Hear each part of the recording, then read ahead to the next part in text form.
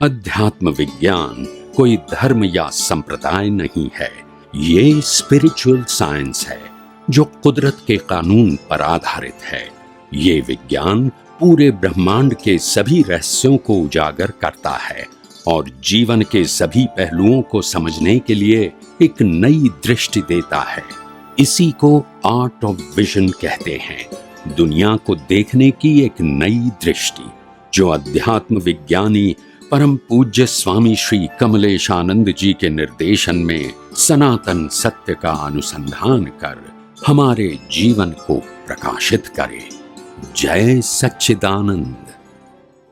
भाई और बहनों, मातृशक्ति को नमन। अब हमारा ये स्टूडियो का सत्संग प्रारंभ होने जा रहा है। बहुत ही सुंदर तरीके से आत्मसात होने वाली सत्संग की जा रही है, क्योंकि जो सत्संग कराने वाले वो अनुभवी ज्ञानी पुरुष, मुक्त पुरुष है जो सत्संग कराते हैं। जो मुक्त का अर्थ होता है मन वचन काया से मुक्त रहने वाला ज्ञानी पुरुष होता है, वही अच्छी सत्संग करा सकता है, क्योंकि उनका अनुभव बोलता है। तो ऐसे स्वामी जी को पाकर के हम सब आपकी तरफ से स्वामी जी के प्रति बहुत बहुत धन्यवाद, साधुवाद कृतज्ञता। जय सच्चिदानंद।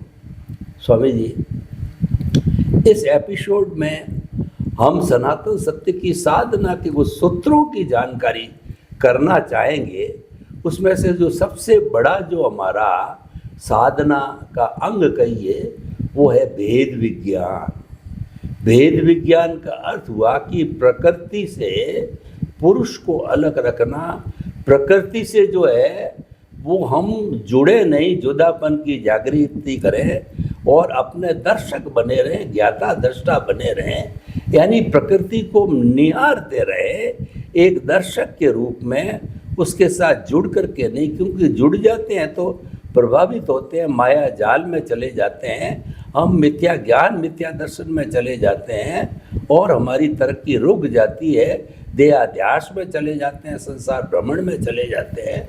तो कृपया जो भेद विज्ञान करने में मैं जो क्या प्रश्न करना चाह रहा हूँ, श्वास एक ऐसा माध्यम है जो कि हमारी सभी महापुरुषों ने जो है, ऋषियों ने, मुनियों ने श्वास को अपने अपने तरीके से जो साधना करते थे उसका अंग बनाया है। तो क्या भेद विज्ञान हमारे श्वास के साथ हम जोड़ करके करें, दोनों को अलग अलग रखें, जुदा रखें, तो क्या सांस का रोल जो है वो जो काम, हालांकि ये बात भी, श्वास भी प्रकृति का ही अंग है, लेकिन फिर भी मैं प्रश्न करना चाहता हूँ कि क्या ये उपयोगी हो सकता है? कृपया इसके बारे में मार्गदर्शन करें। प्रश्न के लिए धन्यवाद। देखो, श्वास की जो प्रक्रिया है, श्वास की प्रक्रिया कर्म के भुगतान के लिए तो सीक्वेंस होती है। आपका इतना ही श्वास है जितने आपके कर्मों के भुगतान का टाइम पीरियड है, उससे ज़्यादा या कम नहीं होते। तो ये फिक्स हो गया श्वास का रोल शरीर के साथ। मगर इम्पोर्टेंट बात है, जो लोग योगी होते हैं वो श्वासोश्वास को वश करने की प्रक्रिया करते हैं, स्लो करने की प्रक्रिया करते हैं, ताकि उसकी लेंथ बढ़े। श्वास फिक्स रहेगा, एक श्वास आप 1 मिनट में लेते हैं और वही 60 मिनट में आप 60 श्वास लेंगे और 60 मिनट में आप 10 श्वास लेंगे, तो आपका लाइफ तो एक कलाक का रहा, मगर श्वास कितना यूज हुआ? 10। तो आपके श्वास की लंबाई क्यों हो गई? बढ़ गई। ये कैलकुलेशन है। हालांकि ये उदय कर्म के अधीन होता है, पर मैं आपको समझाने की कोशिश करता हूँ। ऐसा नहीं है। विज्ञान में एक बात ध्यान रखना, कोई भी व्यक्ति की मन वचन काया कभी भी स्वतंत्र नहीं होती है। तो वो एंगल से मैं कभी बात नहीं करूंगा, मगर एग्जाम्पल देने के लिए मैं ऐसी बात करूंगा तो आपको समझ लेना कि उनके पास स्वतंत्रता है। ऐसी बात मैं नहीं करता हूं, मगर उदय कर्म के अधीन ऐसा हो सकता है। कई सारे लोग श्वास रोक के अपना आयुष्य एक्सटेंड कर सकते हैं, मगर करने का मतलब स्वतंत्रता मत मानो, इसको उदय कर्म मानो। मगर साइंस का एक प्रकार है, इसमें ऐसा हो सकता है। तो और एक ये प्रक्रिया है। दूसरी प्रक्रिया ये है कि श्वासोश्वास के ऊपर ध्यान रख के आप अपना देहाध्यास मिटा के ध्यान में कॉन्सेंट्रेट रखा के, ध्यान यानी ज्ञान दर्शन में आप चित्त शुद्धि से बहुत शक्तियों के मार्ग में, सिद्धियों के मार्ग में आगे बढ़ सकते हो, जिसमें देहाध्यास नहीं आता है। देह का जीवन श्वासोश्वास के ऊपर आधारित है, और वो श्वासोश्वास के आधार से आपने कॉन्सेंट्रेट करके अपना आपका जो चित्त है, जो ज्ञान दर्शन से भरा है, इसको ओपन कर दिया, तो आप सिद्धियाँ, शक्तियाँ प्राप्त कर सकते हैं इसके माध्यम से। तो श्वासोश्वास बात तो बहुत छोटी लगती है, मगर श्वासोश्वास में प्राणायाम शब्द भी आ जाता है, और हमारे जो प्राणायाम के अंदर जो नाभि से जो श्वास लेते हैं और ब्रह्मांड के साथ उसका ओम करके कॉन्सेंट्रेट करते हैं, ओम वो दिव्य ध्वनि है, वो ब्रह्मांड का आवाज भी ओम है जो सिद्ध हो गया है। तो इसीलिए ये जो श्वासोश्वास की जो प्रक्रिया है, वो प्रक्रिया से आदमी धीरे धीरे देहाध्यास से मुक्त भी हो सकते हैं और बहुत सारी सिद्धियां प्राप्त कर सकते हैं, और आध्यात्म में प्रगति करने में देहाध्यास से मुक्त होना ही तो प्रगति का मार्ग है। तो आध्यात्म मार्ग में, प्रगति के मार्ग में, भेद विज्ञान के मार्ग में कुदरती रचना को कुदरती रचना के रूप में, प्रकृति को कुदरती रचना के रूप में देखने में ये श्वासोश्वास की प्रक्रिया, अगर आप साइंटिफिकली प्रक्रिया करोगे तो ये आपको प्रगति में, डेवलपमेंट में सहायक हो सकती है।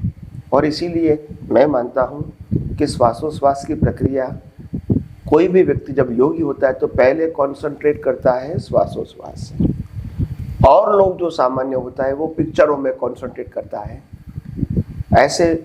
ऐसे लोग जो योगी होते हैं वो श्वासोश्वास में कॉन्सेंट्रेट करके धीरे धीरे उसको शांत कर देता है। और हम जब श्वासोश्वास को जब शांत कर दिया जाता है तो आदमी घबरा जाता है कि मेरी मौत हो गई, ऐसा लगता है, मगर ऐसा नहीं होता है। तो आम आदमी का बस की बात नहीं है, इसमें आपके गुरु साहिब भी चाहिए।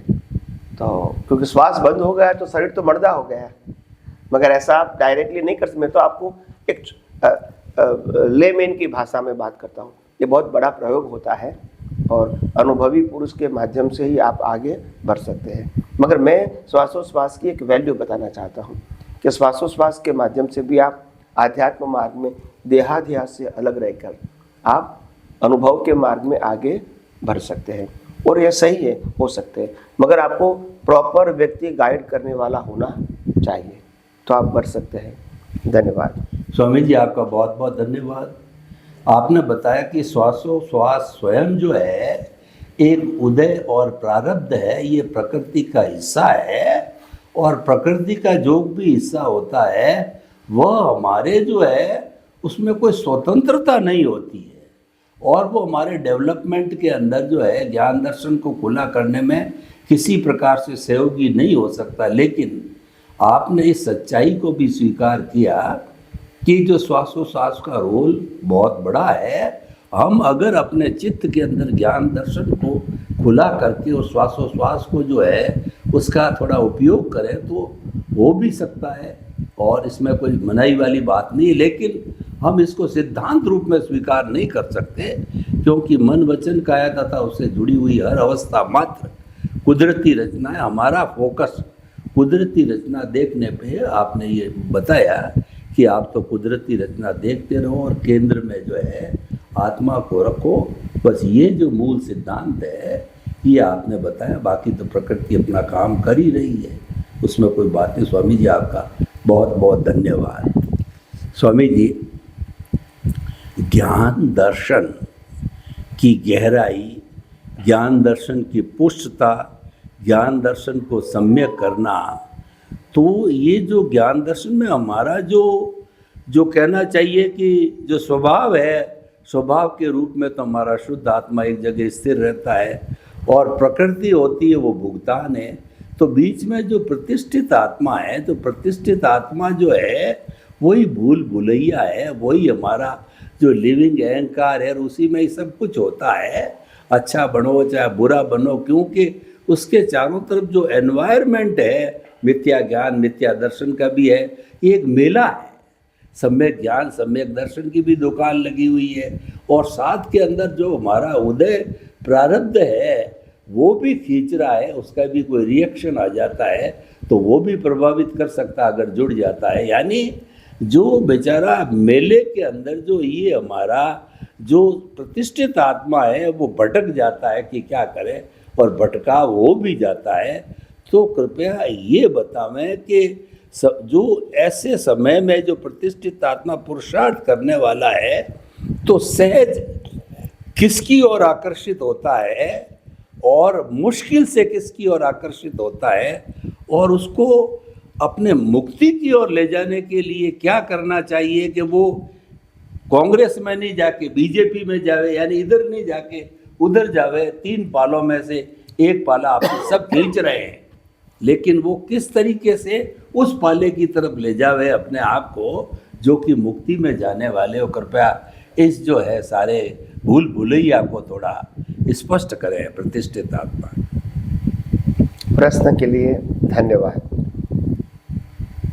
देखो, सबसे बड़ी बात यह है कि आज जो साइंटिस्ट होते हैं या साइंस समझ रहे हैं, ऐसे लोगों में क्या होता है, बड़ी बड़ी बातों को तो वो कुदरती रचना देखते हैं या देखने का प्रयास करते हैं, मगर छोटी छोटी बातों को कुदरती रचना देखना भूल जाते हैं या इसका इम्पोर्टेंट भी नहीं मानते हैं। तो मैं मानता हूँ ये बहुत बड़ी गलती है। कुदरती रचना देखने में छोटी बड़ी बातें मायने नहीं रखती है। हर बातें कुदरती रचना देखना ही हमारा पुरुषार्थ है।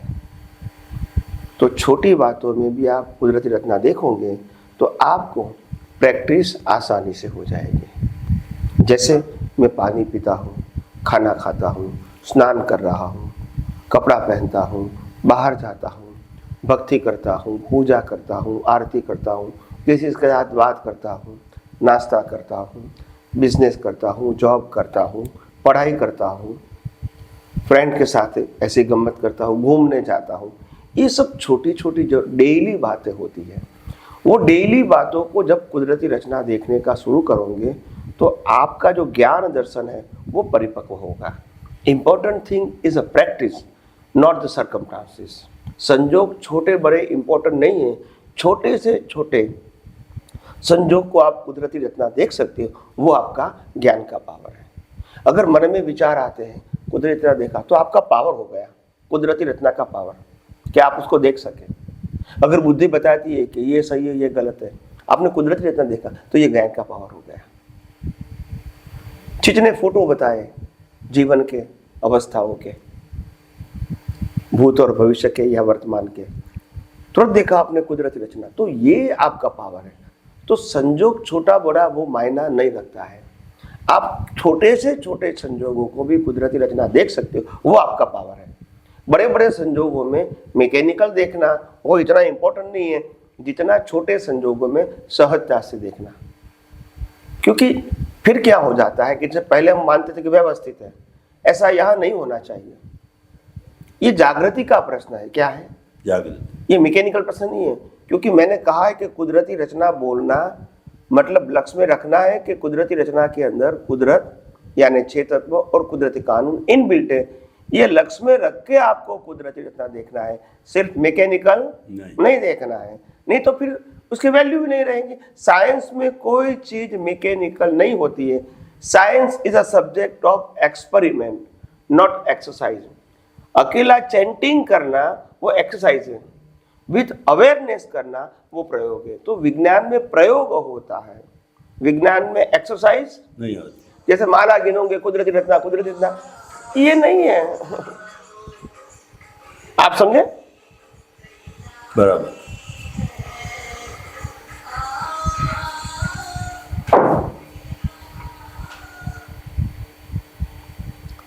तो बात ये है।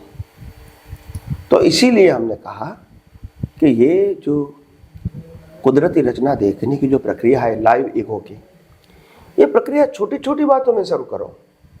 छोटी बड़ी कुदरती रचना देखने में सी कीमत आपको ज्ञान दर्शन करनी है, अवस्था की नहीं करनी है। विचार भी आते हैं, आप कुदरती रचना देखते हो, वो आपका पावर है, अवस्था का पावर नहीं। यहां रिलेटिव सत्य की वैल्यू नहीं करना है, वो तो जीरो है। छोटी है या बड़ी है, कोई फर्क नहीं होता है। आप इसको कुदरती रचना देख सकते हैं, वो आपका ज्ञान दर्शन का पावर है। ऐसे आपको अध्यात्म मार्ग में डेवलप होना है, पावरफुल होना है।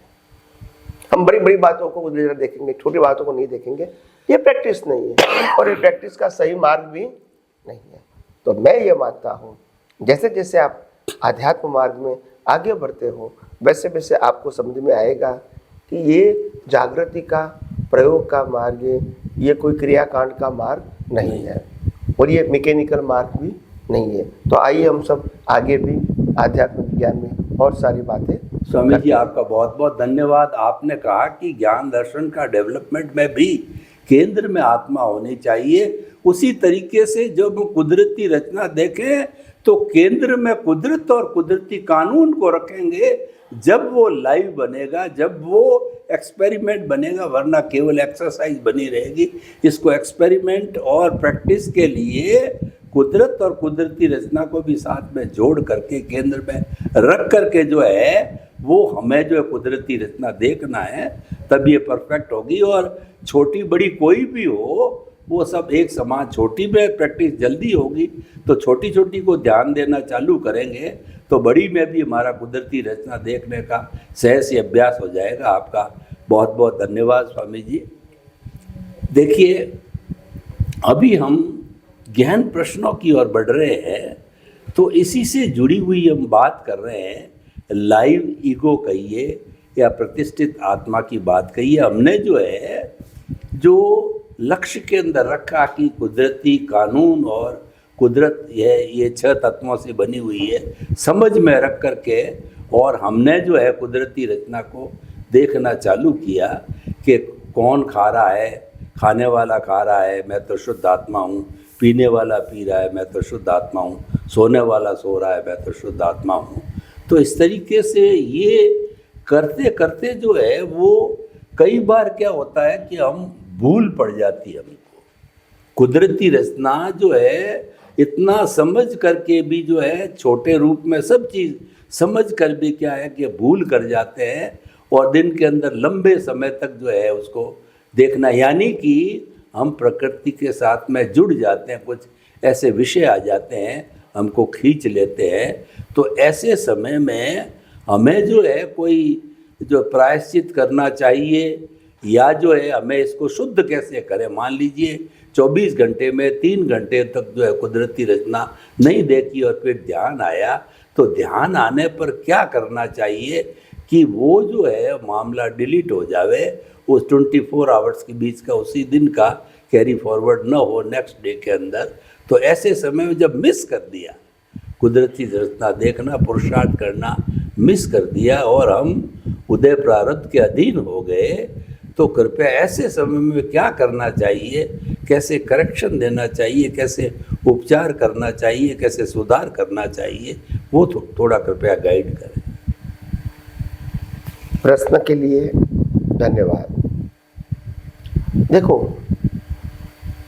विज्ञान में वर्तमान में रहना ही विज्ञान है, भूत भविष्य को विज्ञान नहीं कहता है।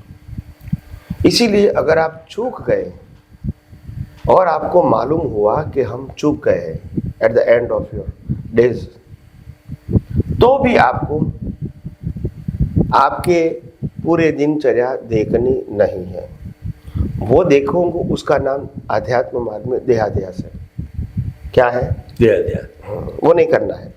मगर कोई बातें अपनी आप याद आ जाए तो हमारी गलती क्या थी, कुदरती रचना नहीं देखा हो तो देख लेना, और कुदरती रचना देख लिया वही प्रतिक्रमण, और कोई प्रतिक्रमण आध्यात्म में नहीं है। कभी भी देखो, कभी भी 3 घंटे बाद 10 साल पहले का भी प्रसंग आ जाएगा, 50 साल पहले का भी प्रसंग आ जाएगा। आपके पास एक ही ऑप्शन है, कुदरती रचना देखो। मगर देखने के लिए आपको और कोई एटीट्यूड की जरूरत नहीं है, अपने आप स्वयं आना चाहिए। हम तो वर्तमान में ही रहेंगे, that's it, in any situation. वर्तमान छोड़ना नहीं है, वर्तमान में वर्ते सदा सो ज्ञानी। भूत भविष्य किसके लिए हुए? संसार युग के लिए। भविष्य की चिंता और भूतकाल का भय, ये संसारियों को है, ज्ञानियों को नहीं होता है।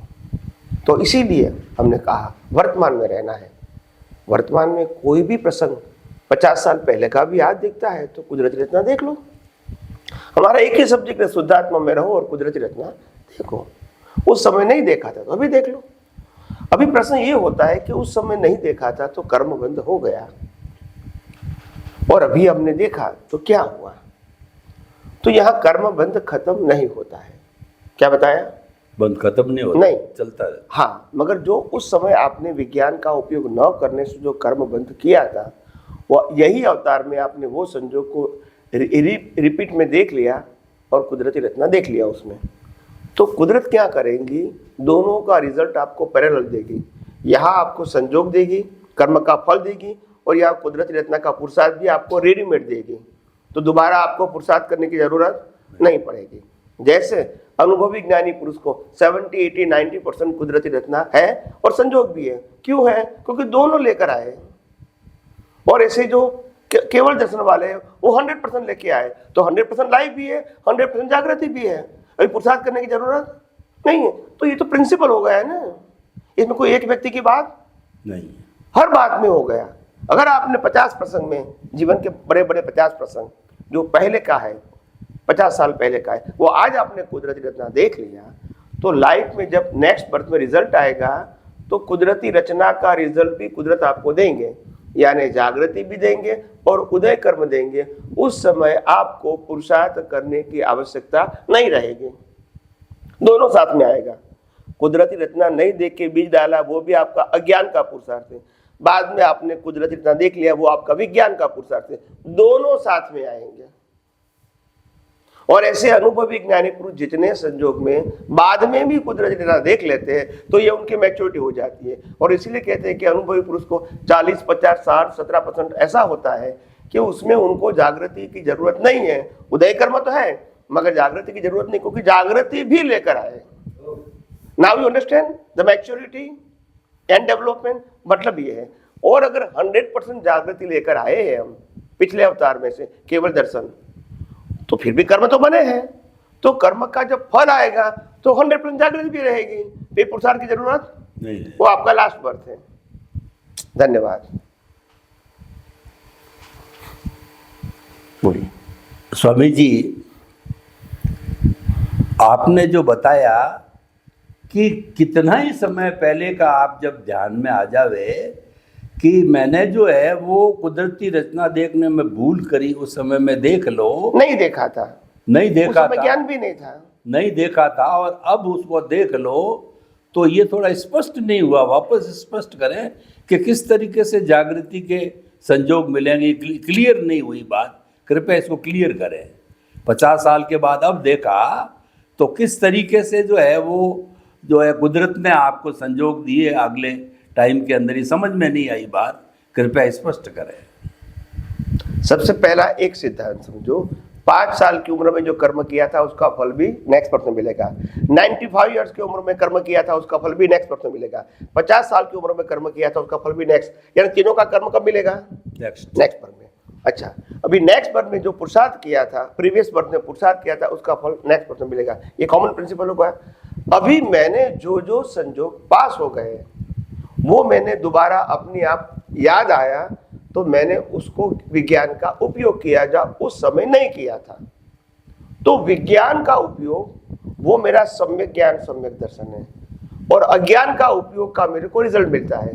तो सम्यक ज्ञान, सम्यक दर्शन और रिजल्ट दोनों साथ में क्यों आएगा?